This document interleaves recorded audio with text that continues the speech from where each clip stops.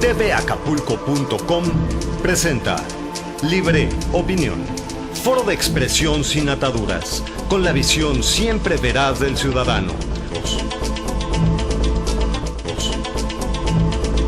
¿Cómo le va? Muy buenas tardes, soy José de la Cruz Mayagoitia y le doy a usted la más cordial bienvenida a un programa más de Libre Opinión.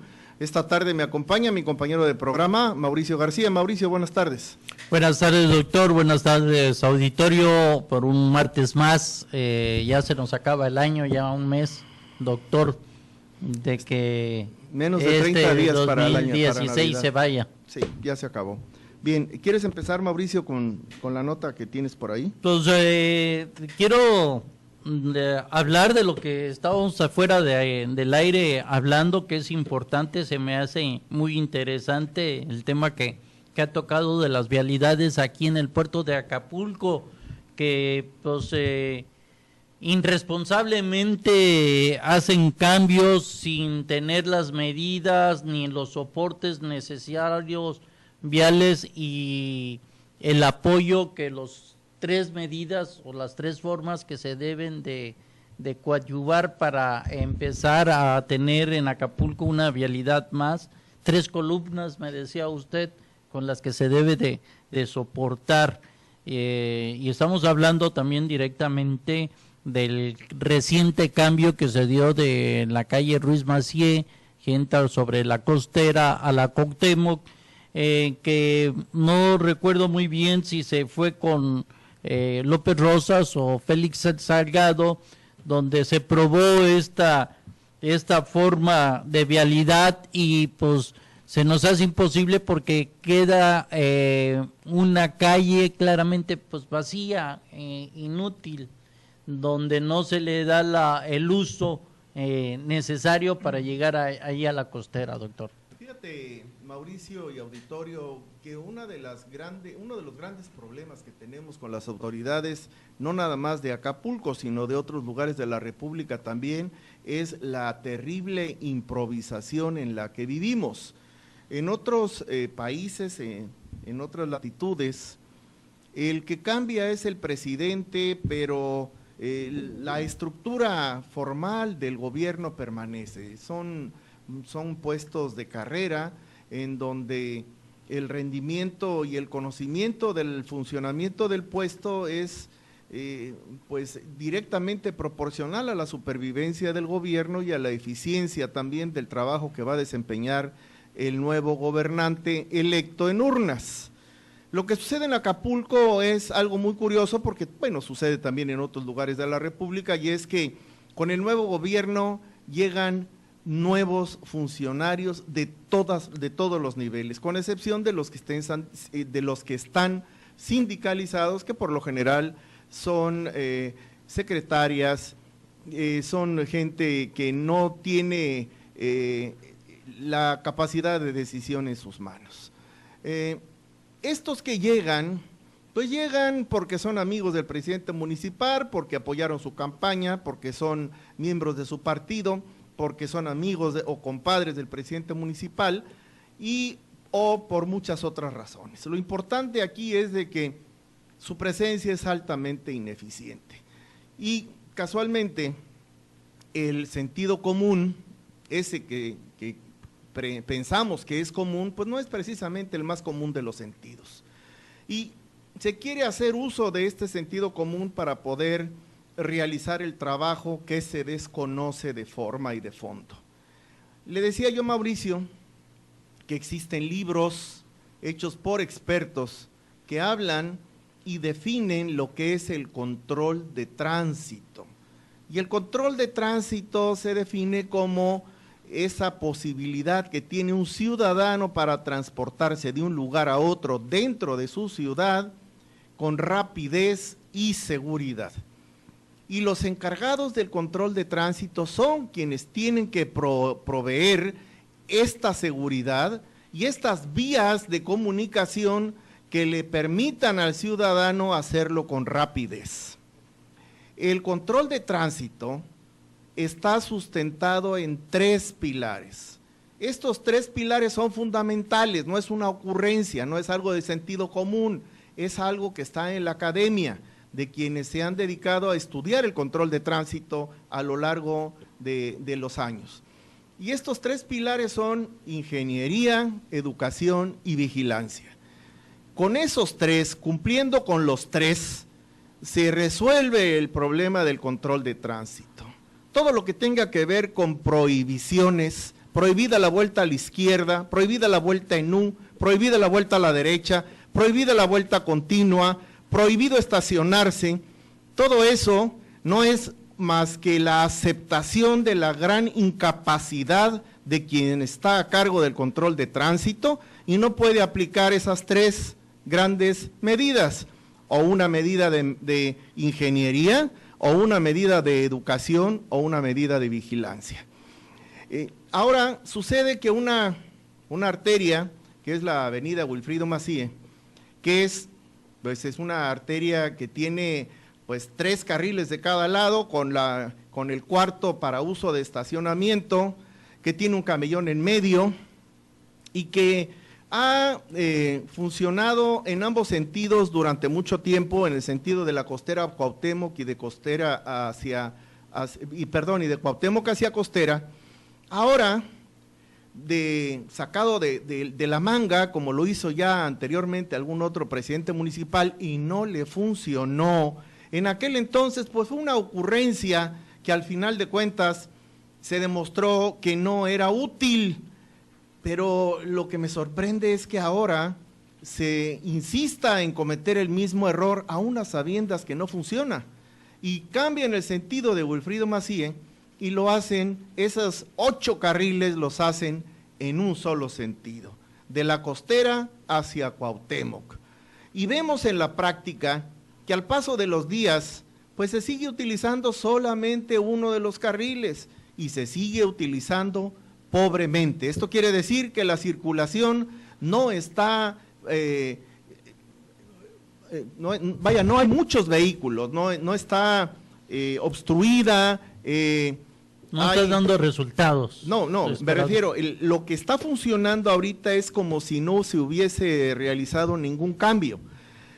Lo sorprendente es de que no se tomó en cuenta que las personas que transitan por esa lateral de Cuauhtémoc y que vienen bajando de la Garita hacia el centro y quieren llegar a la Costera, su única posibilidad real era la avenida Wilfrido Macié, que les permitía doblar a la izquierda, respetando desde luego el paso del acabús, ese carril exclusivo, etcétera, etcétera, y le permitía al ciudadano llegar a la Costera.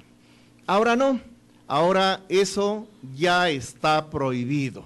Se tiene usted que ir un poco más adelante a una pequeña entrada donde admite 3 o 4 vehículos que no estorben el paso del acabús y de ese carril confinado y exclusivo para poder dar la vuelta a la izquierda. Y si no logra usted hacerlo ahí, aparte del gran conflicto vial que produce la espera de los vehículos que están ahí, dejando un tránsito pues reducido a 0, y es cuestión nada más de ir a pararse ahí y verlo, no crea que, y lo puede hacer a cualquier hora del día, el problema se presenta a todo el tiempo.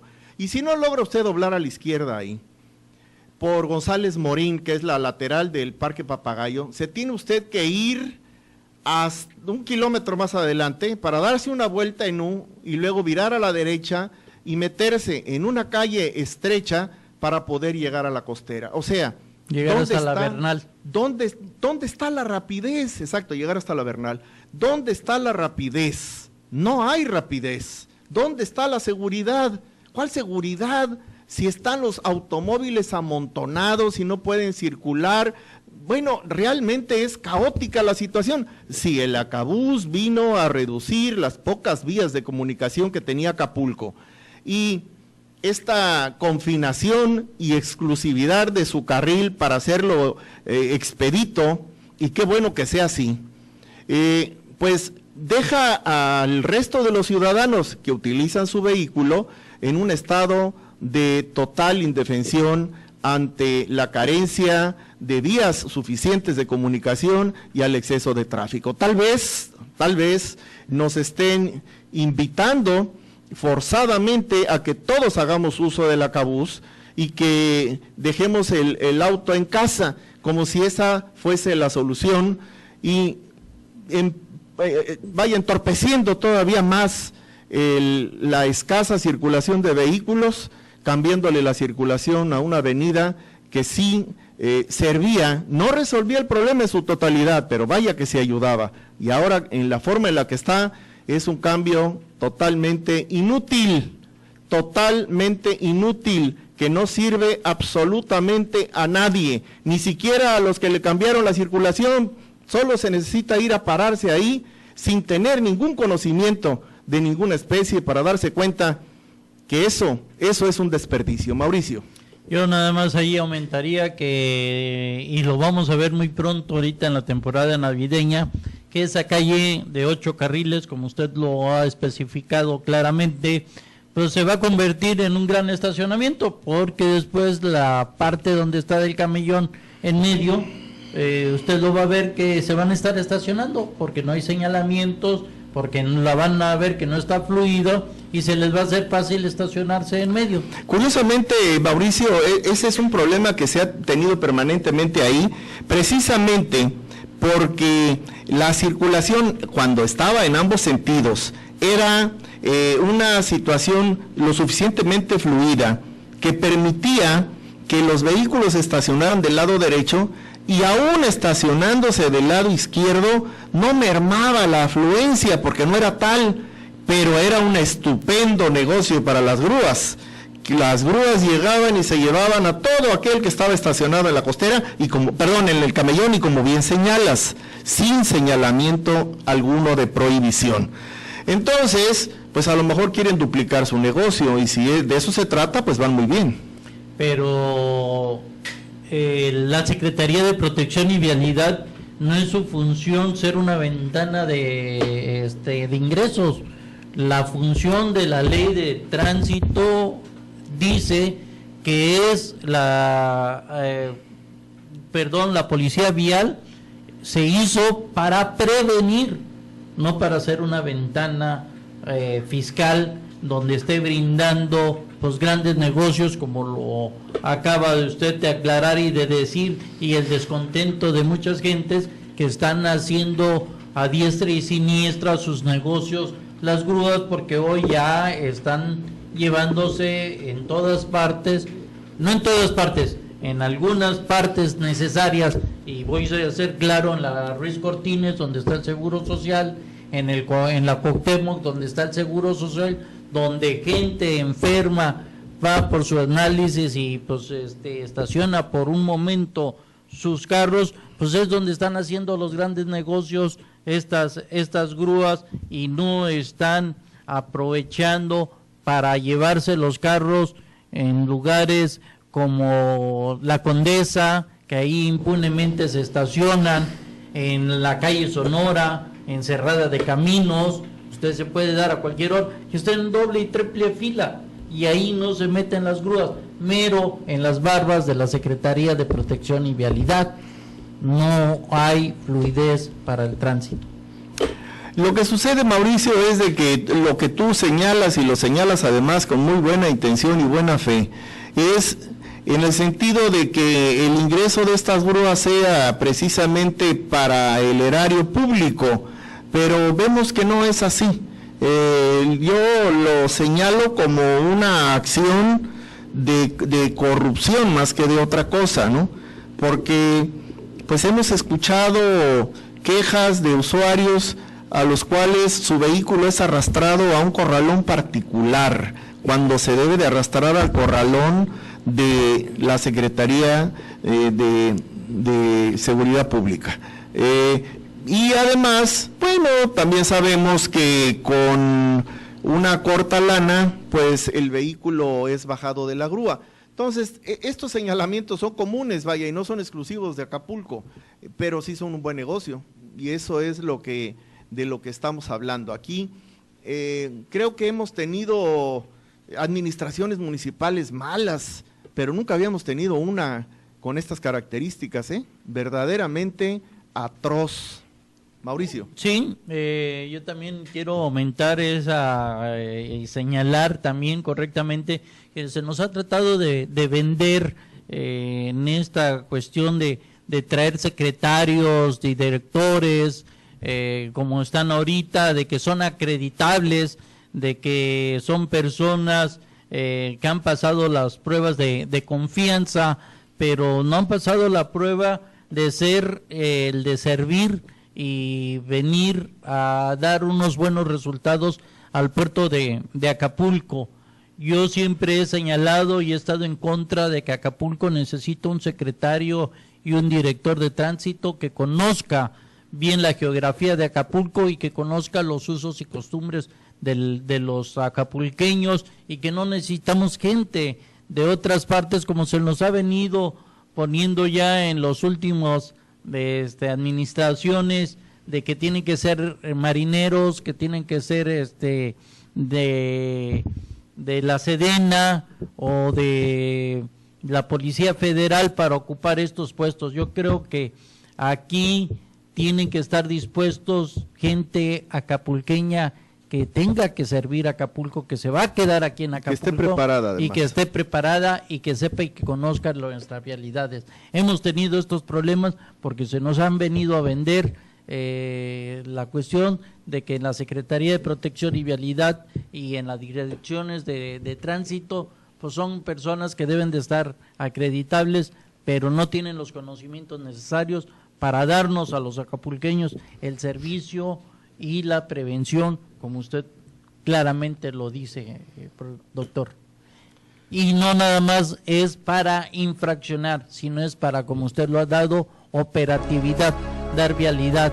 El agente de tránsito debe de usar ya su infracción cuando en verdad ya sea imposible de una persona que en verdad esté ya agravando la violación de tránsito. Pero una de las tres cuestiones se puede dar una molestación verbal, la mayoría. Y si hay gente dando vialidad, como usted lo ha marcado, operativamente, no tendríamos estos problemas. Pero hemos visto que la casa de la Secretaría de Protección y Vialidad, pues se ha convertido pues en una ventana de finanzas, en estar metiendo al erario y así como también usted lo dice, a particulares, y que pues desgraciadamente pues eso no se vale. Lo que realmente sucede, Mauricio, es de que no está cumpliendo con su función.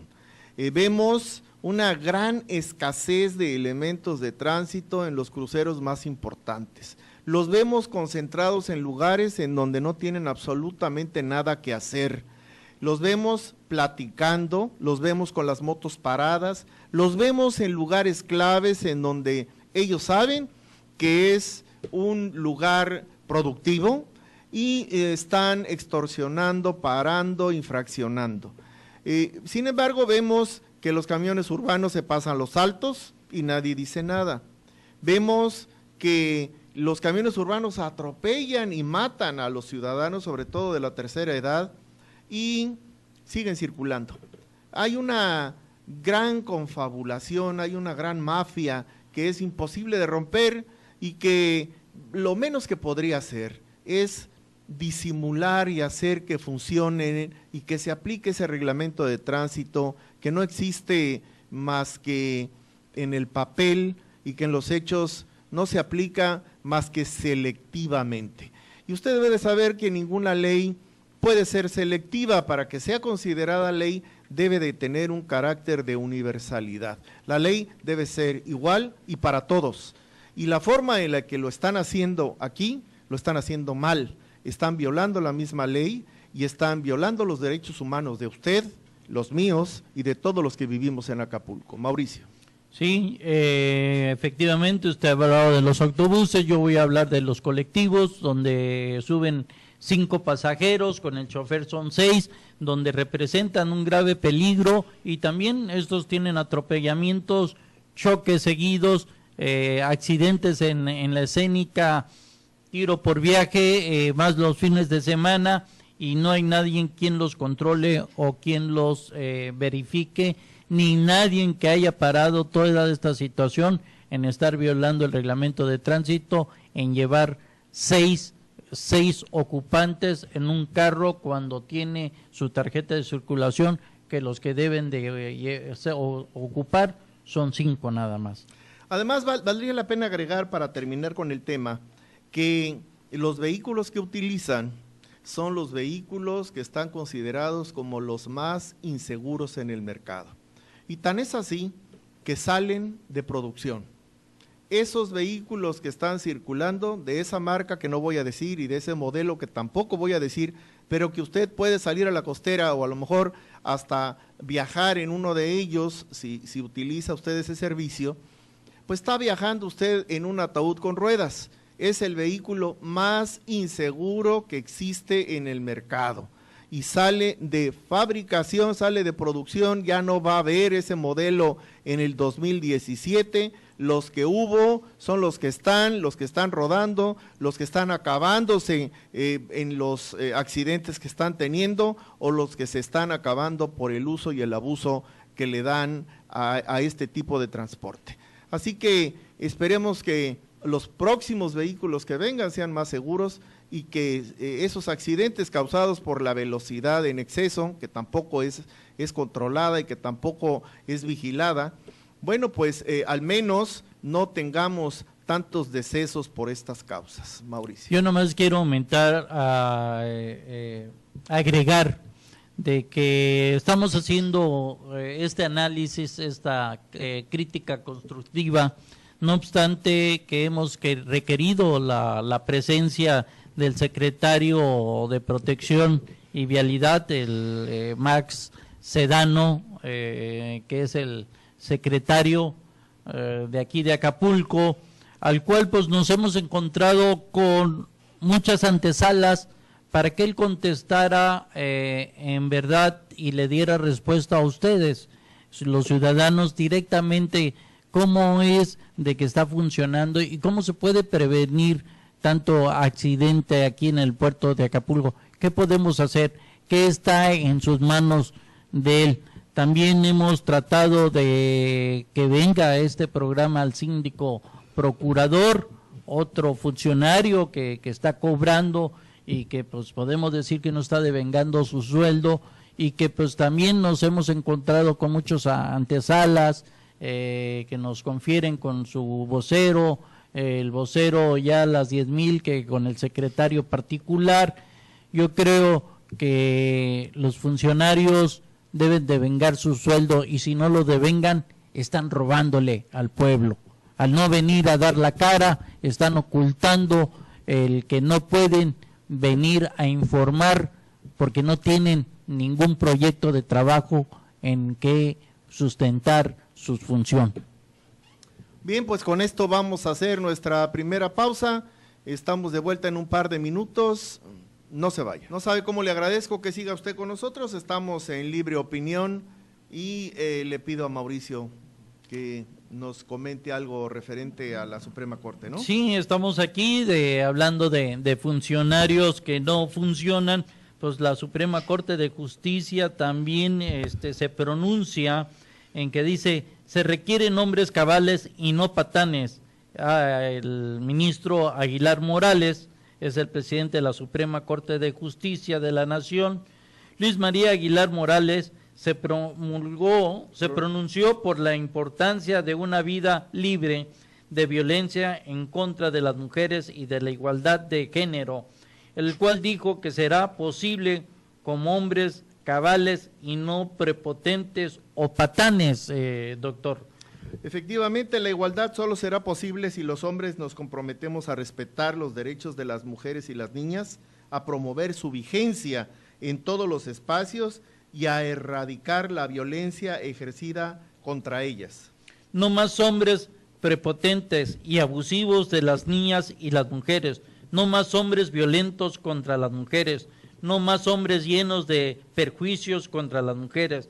Si es en cambio más hombres humanos, dignos, reconocedores de la igualdad de todos los humanos, más hombres cabales, no patanes, enfatizó. Durante la inauguración del segundo encuentro internacional, Juzgando con Perspectiva de Género 5 Continentes por la Igualdad, el ministro insistió en la necesidad de impartir justicia con perspectiva de género, porque de ese modo se abre la puerta de acceso real a la justicia.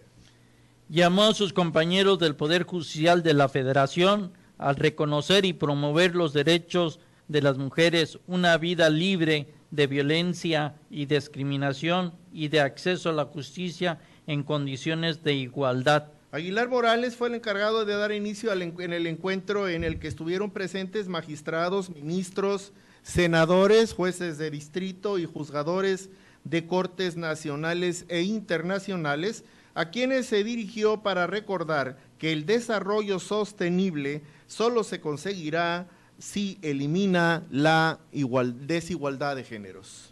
Entre los objetivos del desarrollo sostenibles acordados por las Naciones Unidas para transformar nuestro mundo, destaca que el de lograr la igualdad entre los géneros y empoderar a todas las mujeres y a las niñas. En la inauguración del encuentro también participó la ministra Margarita Beatriz Luna Ramos, quien solicitó establecer condiciones más equitativas para la participación de las mujeres en todos los ámbitos. Así es, y hablando pues ya de esto de los derechos humanos, doctor, yo quisiera, mejor dicho, no dejar pasar pues ya algo muy comentado de la muerte de Fidel Castro, donde se ha estado hablando por una parte de un comandante de la revolución, otras personas pues, han estado hablando de una persona que pues, por 57 años estuvo explotando la isla de Cuba, los derechos humanos, un hombre que se pronunció durante la guerrilla de que iba a liberar a Cuba, quien presidía Batista, de que era una persona que tenía en el yugo a los cubanos cuando precisamente Cuba pasaba por sus mejores momentos, doctor. Efectivamente, la idea con la que inicia Fidel Castro sus primeros movimientos en favor de la Revolución Cubana es precisamente para destronar al dictador y establecer un régimen totalmente democrático. Eso es lo que hace que el pueblo lo apoye, y el 26 de julio hace su entrada triunfal bajando de la Sierra Maestra, en donde se encontraba su cuartel, llega a La Habana como símbolo de haber derrotado al dictador, inicia toda una serie de procesos en donde se compromete ante todo con el pueblo de que a más tardar en 18 meses estarían en las urnas eligiendo de forma democrática a quien dirigiría los destinos de esa isla. Mas, sin embargo, hemos visto que pues se tardó no nada más 18 meses, sino casi 60 años, y en esos 60 años, efectivamente también, como lo has dicho bien, Mauricio, pues fue una persona que violó los derechos humanos, que mantuvo en represión a todo su pueblo, que de pasar de haber sido una nación que, a pesar de haber tenido al dictador, tenían toda una serie de oportunidades, tenían toda una posibilidad de vida mucho mayor, pues poco a poco fue comiéndose todos los valores de la isla y quitándole al pueblo su libertad. Nadie puede decir que Fidel Castro fue un estadista, fue un dictador igual al que quitaron, pero igual por ser dictador, pero no igual porque este resultó ser peor. Y la gran mayoría de los cubanos pues han sobrevivido en la isla, y si ese fuera el paraíso, pues ¿por qué todos se han ido saliendo y han ido buscando su destino en otros lugares del mundo?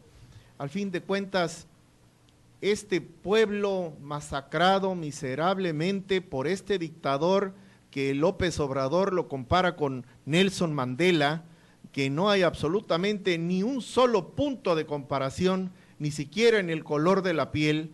El verdadero hombre grande es Nelson Mandela, este otro es un miserable dictador que además de empobrecer a su pueblo, pues ahora sabemos que tiene amasado una fortuna de 900 millones de pesos, de dólares. 900 millones de dólares es la fortuna de este hombre, con un hijo que, como el hijo del peje, derrocha el dinero por todo el mundo, mientras el pueblo ese al que le prometió democracia, libertad, oportunidad, trabajo, honradez, esa honestidad valiente que nunca le pudo dar y que nunca le dio porque no quiso, y que se dedicó a exportar esa misma ideología fatal a Venezuela, a Argentina, a Bolivia y algunos otros países como Nicaragua también, en donde están sufriendo la miseria de haber escuchado ese canto de sirena caribeña. Mauricio. Un hombre enfermo o completamente inteligente, pero la inteligencia no quiere decir que sea un hombre bueno. Me acuerdo que me mandó usted también una pequeña síntesis donde se habla del Cuba, donde tuvo la electricidad en los años de 1953, ya había electricidad, es donde hubo estaciones de radio, donde el trolebús ya pasaba y había una serie de avances de una Cuba de modernidad, hasta que llegó Fidel Velázquez a acabar con Fidel Velázquez no, Fidel Castro. Fidel Castro, perdón. Fíjate, Mauricio, que vale la pena mencionarlo porque mucha gente no lo sabe, pero la Cuba esa que fue a rescatar Fidel, pues fue el tercer país más rico de América, antes de que llegara Fidel, por supuesto, cuando estaba el dictador Batista, con la tercera capital más moderna del mundo, sexto más alto ingreso per cápita en el mundo, país más rico que Italia, España, Japón, Austria y Portugal, antes de Castro. En 1956 la ONU reconoce a Cuba como el segundo país en América Latina con las tasas más bajas de analfabetismo. En 1957, la ONU reconoce a Cuba como el mejor país de América Latina en número de médicos per cápita. Insisto, esto es antes de que llegara en el 57 Fidel Castro. También el primer hotel que tiene aire acondicionado central en todo el mundo fue construido en La Habana, el Hotel Riviera en 1951, fue también la primera nación de América Latina y la tercera en el mundo por detrás de la Gran Bretaña y los Estados Unidos en tener un ferrocarril en 1837. La primera instalación a nivel mundial de una industria eléctrica con alimentación fue en La Habana en 1877. Cuba ha tenido una excelente escuela de medicina, tuvo una gran inversión en investigación hasta el punto de descubrir en 1881 el agente transmisor de la fiebre amarilla y establecer su prevención y tratamiento. Todo esto antes de Castro. Aplicaron la primera anestesia con éter en Latinoamérica en 1847. En 1907 en La Habana, se estrenó la primera máquina de rayos X de toda América Latina. La primera red de alumbrado público en América Latina, incluyendo España, se instaló en Cuba en 1889. Entre 1825 y 1897, entre el 60 y el 75% de los ingresos brutos de España, que España recibió del extranjero, vino de Cuba. El primer tranvía que circuló en América Latina fue en La Habana en el año de 1900. También en 1900, antes de cualquier otro país en América Latina, fue en La Habana que llegó el primer automóvil. Fue la primera ciudad del mundo que tener una línea telefónica directa sin necesidad de operadora, y eso fue en el año de 1906. El 19 de mayo de 1913, el primero que realizó un vuelo en América Latina eran cubanos, Agustín Parla y Rosillo Domingo. entre Cuba y Cayo Hueso, Florida, que duró 1 hora y 40 minutos. En 1922, Cuba fue el segundo país del mundo en abrir una estación de radio y el primer país en el mundo para transmitir un concierto de música y presentar un informe sobre la radio, antes de Fidel Castro. La primera emisora de radio en el mundo fue una cubana, Esther Perea de la Torre. En 1928, Cuba tenía 61 estaciones de radio, 43 de ellos en La Habana, ocupando un cuarto lugar en el mundo, solo superada por los Estados Unidos, Canadá y la Unión Soviética. Cuba fue el primer país del mundo en número de estaciones de la población y la superficie terrestre. En 1937, Cuba decreta por primera vez en América Latina la jornada de 8 horas, el salario mínimo y la universidad autónoma, que se perdió todo con la llegada de Fidel Castro. En 1940, Cuba adopta la constitución más avanzada de todas las constituciones del mundo. De América Latina fue el segundo país en conceder el derecho de voto a las mujeres, la igualdad de derecho entre los sexos y razas, así como el derecho de trabajo a la mujer. Todo esto antes de Castro, todo esto se ha perdido, con estos 60 años de este dictador que por fin ha muerto. El segundo país en emitir un programa televisado fue Cuba, en 1950.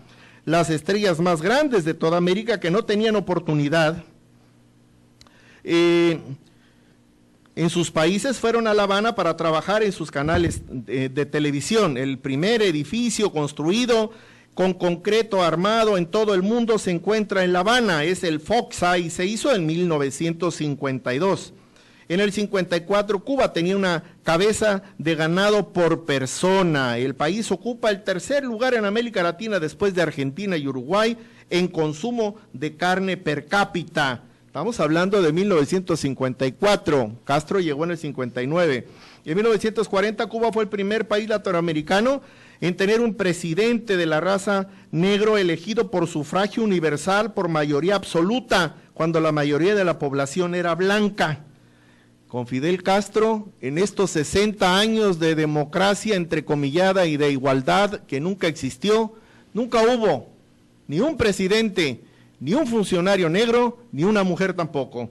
En 1955, Cuba fue el segundo país en América Latina con la tasa de mortalidad infantil más baja. Cuba tenía más coches en las calles de La Habana que en todo Brasil.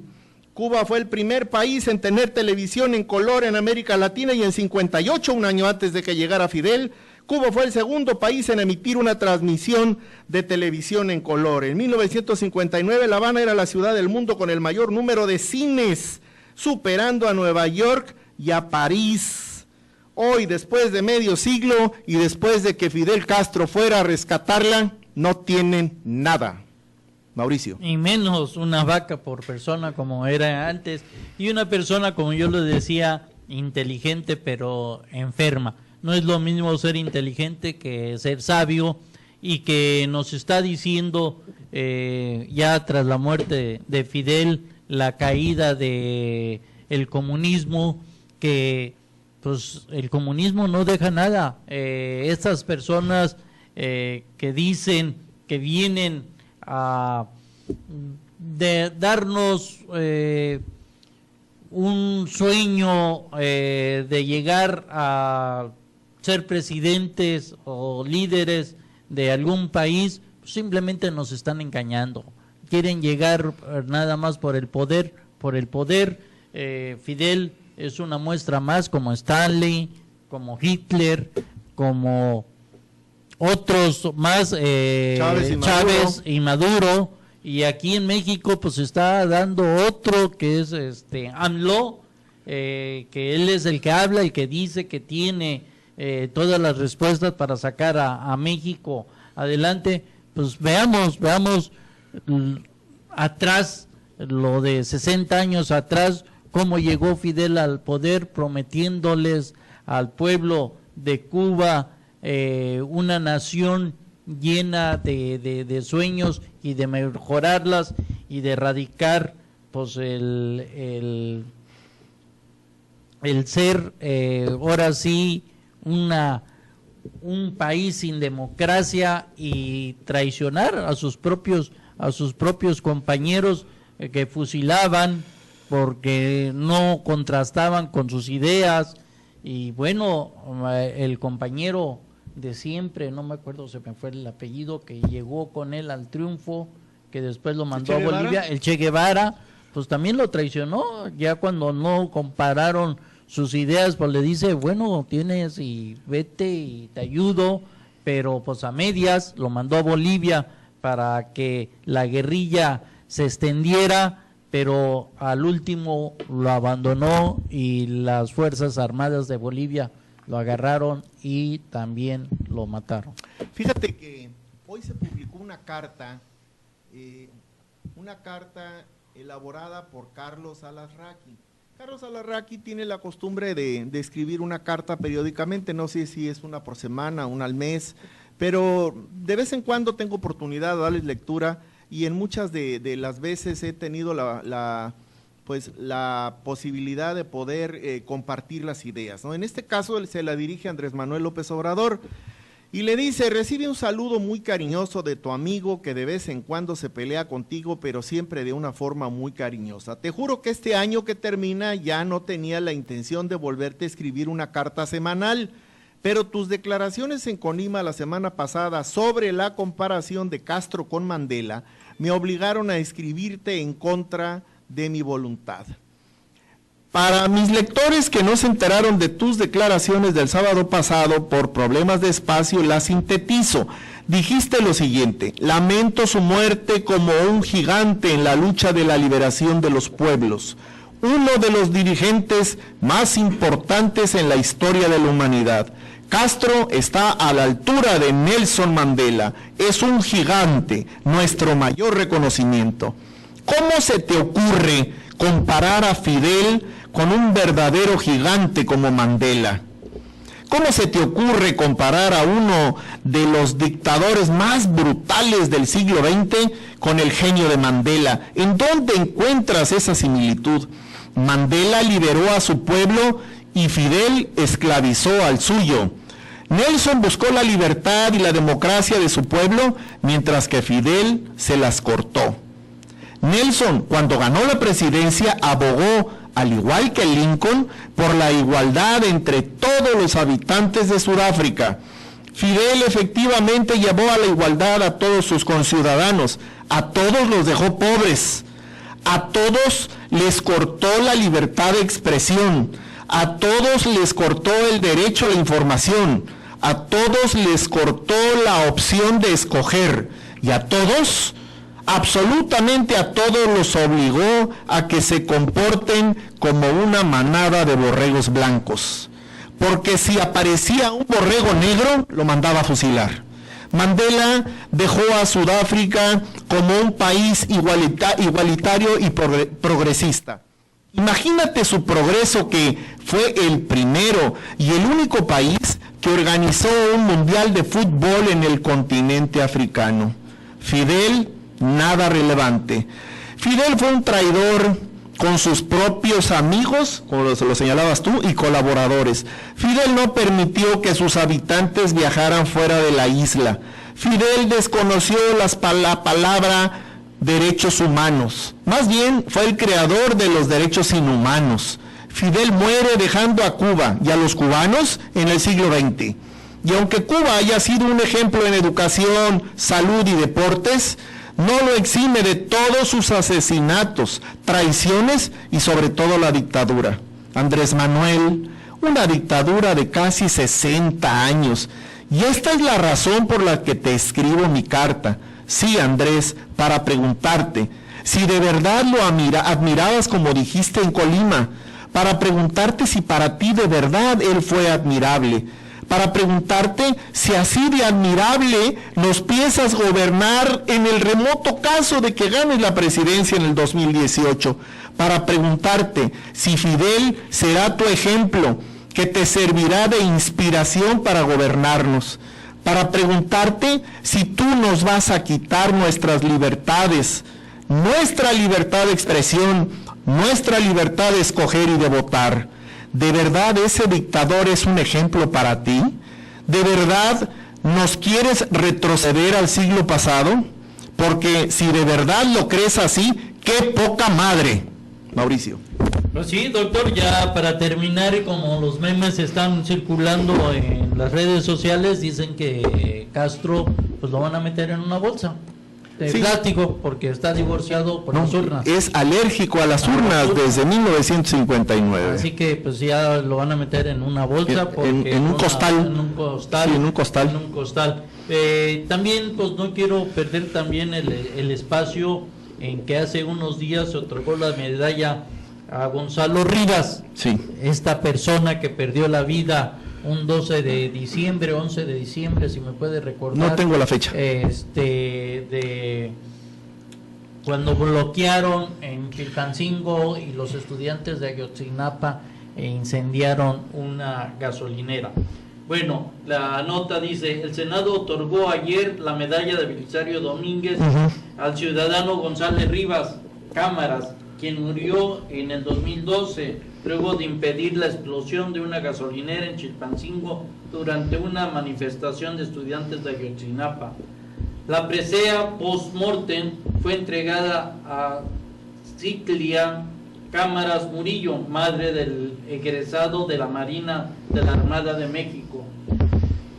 La premiación fue atestiguada por el presidente Enrique Peña Nieto, el ministro Eduardo Medina Mora, a quien acudió en representación del presidente de la Suprema Corte de Justicia de la Nación, así que con integrantes del Gabinete Federal, senadores y diputados y gobernadores. Un poquito tarde, pero al final se logró darle reconocimiento a esta persona. Fíjate y el respaldo a la familia.